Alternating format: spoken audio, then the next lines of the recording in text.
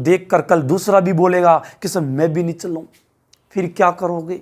तो अधिकारियों ने मंगल पांडे पर दबाव डाला कि मंगल पांडे, याद करो उन वादों को, कस्मों को, जब तूने भारतीय आर्मी ज्वाइन की थी। तूने कहा था कि देश की सेवा मेरे लिए सर्वोपरि होगी, देश के लिए मैं मर मिटूंगा, मेरे लिए माँ बाप भाई बहन कोई कुछ नहीं होगा, मेरे लिए अधिकारियों का आदेश सबसे पहले होगा। तो आज तुझे हम इस बंदूक को चलाने की बोलते हैं तो तू हमारा आदेश कैसे मना कर सकता है? तो जब 29 मार्च के दिन दोस्तों, साथियों, भाइयों, बहनों, इस मंगल पांडे पर अधिकारियों ने दबाव डाला तो मंगल पांडे हिंदुस्तानी था और दबाव में आ गया, और दबाव में आकर हिप्नोटाइज हो गया, और जोश में आकर मंगल पांडे ने इस बंदूक को उठा लिया। और दोस्तों, उठाकर मंगल पांडे ने 29 मार्च को अपने अधिकारियों पर गोलियां चला दी, अधिकारियों की हत्या कर दी। और दोस्तों, फिर मंगल पांडे को गिरफ्तार कर लिया गया, और गिरफ्तार करके मंगल पांडे को दोस्तों 8 अप्रैल 1857 के दिन मंगल पांडे को फांसी पर लटका दिया गया। ये एक घटना थी, केवल घटना मात्र है, कहाँ की? पश्चिमी बंगाल की। दोस्तों, अभी 1857 की क्रांति की शुरुआत नहीं हुई है, ये केवल एक घटना थी कि अगर प्रश्न पूछा जाता है कि भारत में 1857 की क्रांति का प्रमुख कारण क्या था, तो सीधा उत्तर चर्बी वाले कारतूस, गाय और सुअर के मांस के लगे हुए चर्बी वाले कारतूस की वजह से ये भारत में 1857 की क्रांति की शुरुआत हुई थी। जी हाँ दोस्तों, मंगल पांडे को फांसी दे दी। ये संपूर्ण घटना थी कहाँ की? बोलो, पश्चिमी बंगाल की। अब ये घटना पश्चिमी बंगाल से उड़ती उड़ती आगे कैसे पहुंची, तो हम उसकी चर्चा करते हैं। दोस्तों, उम्मीद करता हूं आपको समझ में आया भी होगा कि कैसे क्या घटना हुई। आपको दोस्तों कहानी के माध्यम से पढ़ना है और कमेंट बॉक्स में लिखना है कि कहां पर कौन सी चीज़ आपको समझ में नहीं आई। अगर अच्छा लगे तो आप अच्छा बताएं, नहीं तो कोई बात नहीं, लाइक करें डिसलाइक करें, वो आप पे डिपेंड है। बस मैं थोड़ी सी मेहनत कर रहा हूँ कि मेरे भाई और साथियों को थोड़ा समझ में आ जाए, इस लॉकडाउन में तो उनको पढ़ाई में थोड़ा सा मोटिवेशन मिल जाए, ताकि उनकी शिक्षा कहीं काम आ जाए। जी हाँ दोस्तों, मैं एक छोटे लेवल पे काम कर रहा हूँ, हालांकि मैं एक ग्रामीण परिवेश से हूँ, लेकिन कोशिश करूँगा कि मेरे सभी भाइयों को और बहनों को, साथियों को इस कोरोना में थोड़ा सा लाभ मिल जाए। जी हाँ दोस्तों, हम बात करते हैं इसके आगे। ये केवल एक घटना थी, कहाँ की? बोलो, पश्चिमी बंगाल की। तो हम बात करते हैं इसके आगे। दोस्तों देखिए,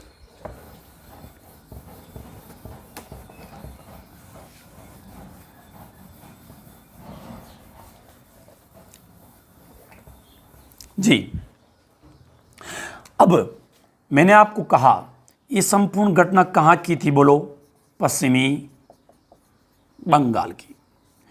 अब इस पश्चिम बंगाल से सारी घटना उड़ती उड़ती उड़ती उड़ती उड़ती उड़ती एक छावनी जिसका नाम है मेरठ। दोस्तों, मेरठ पड़ता है उत्तर प्रदेश में। कहाँ पड़ता है? बोलो, उत्तर प्रदेश में।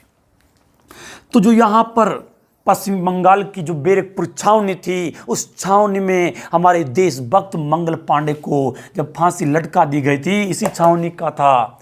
तो ये घटना उड़ती उड़ती जब हमारी इस भारत की, उत्तर प्रदेश की मेरठ छावनी में ये बात पहुंची, तो सिपाहियों ने सोचा कि यार मंगल पांडे वो भी इंडियन आर्मी था, हम भी इंडियन आर्मी, ये बातें कर रहे हैं कहाँ के?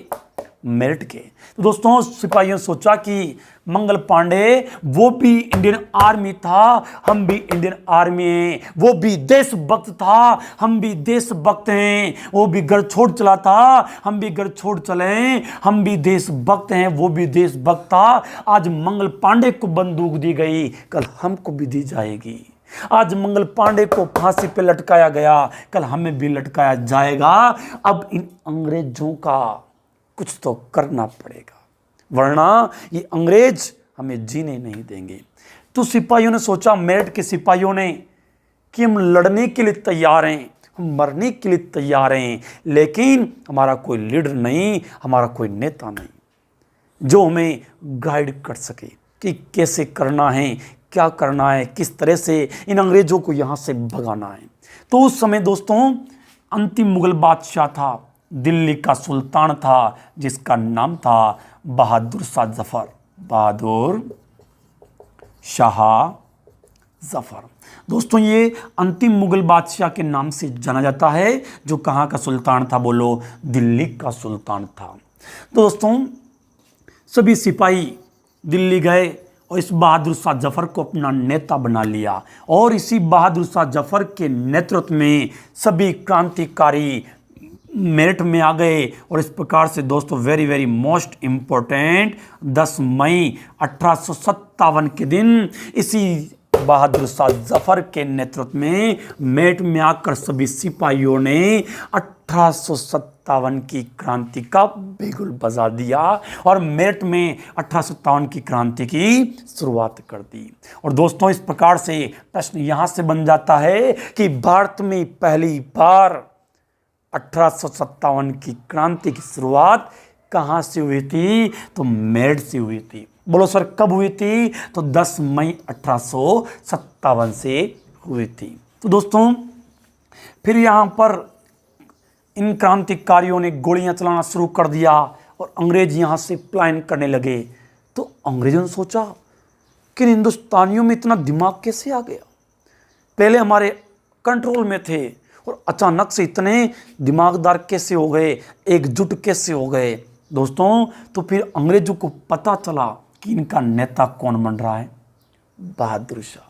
तो अंग्रेजों ने इस बहादुर शाह जफर को धोखे से गिरफ्तार कर लिया और इसको गिरफ्तार करके इसको एक देश अपना म्यांमार जिसे आप बर्मा के नाम से भी जानते हो, यहाँ पर एक जेल है जिसका नाम है रंगून जेल। कौन सी बोलो, रंगून है जेल। तो बहादुर शाह जफर को गिरफ्तार कर लिया और दूसरे देश में बर्मा उर्फ म्यांमार इस देश के रंगून जेल में ले जाकर हमारे बहादुर शाह जफर को कैद कर दिया। और दोस्तों इस प्रकार से हमारे बहादुर शाह जफर 1862 में इनकी मृत्यु रंगून में हो गई थी, बर्मा में हो गई थी। तो इन्हें यहाँ रंगून में ही दफनाया गया था। तो दोस्तों जब इन बहादुर शाह जफर को रंगून में दफनाया गया, इस बर्मा में दफनाया गया, तो किसी शायर ने क्या खूब लिखा था, कहा कि वारे बहादुर तू कितना बदनसीब है, तुझे दफनाने के लिए 2 गज जमीन तेरे देश में नसीब नहीं हुई। ये शायरी की थी इसकी मौत पर, क्योंकि दोस्तों ये हिंदुस्तान में पैदा हुआ था, हिंदुस्तान के लिए लड़ा था, हिंदुस्तानियों के लिए मरा, लेकिन इसको दफनाया दूसरे देश में। इसलिए किसी शायर ने क्या खूब लिखा था कि वारे बहादुर तो कितना बदनसीब है, तुझे दफनाने के लिए 2 गज जमीन तेरे देश में नसीब नहीं हुई। तो दोस्तों ये हमने स्टार्ट की थी भारत में क्रांति और मेरठ छावनी के बारे में। दोस्तों मुझे आप लोगों के सब्सक्राइबर और आप लोगों लाइक और आप लोगों कमेंट की सख्त आवश्यकता है। तो एक बार अगर आप कमेंट भी करेंगे, लाइक भी करेंगे, मेरा हौसला बढ़ेगा, और मेरा हौसला बढ़ेगा तो दोस्तों मैं इसी प्रकार से उम्मीद के साथ पूरा GK, Rajasthan GK, India GK और रीट वालों के लिए विशेष मैं साइकोलॉजी से आप मनोविज्ञान कहते हैं, ये आपके लिए बहुत जल्द प्रारंभ करूँगा। तो दोस्तों रोज़ मैं कोशिश करूँगा आपके लिए लाइव भी आ सकूँ। दोस्तों धन्यवाद, आप कमेंट करें, आगे इस वीडियो को शेयर करें, कम से कम दोस्तों आगे अपने जो साथी हैं उनको शेयर करें ताकि सभी को इसका लाभ मिल सके। दोस्तों जय भारत, जय वंदे मातरम। मेरा नाम मुकेश गुजर। एक बार पुनः आपसे निवेदन करूंगा कि वीडियो अच्छा लगे लाइक करें, शेयर करें और मेरे चैनल को सब्सक्राइब करें। धन्यवाद दोस्तों, थैंक यू वेरी मच।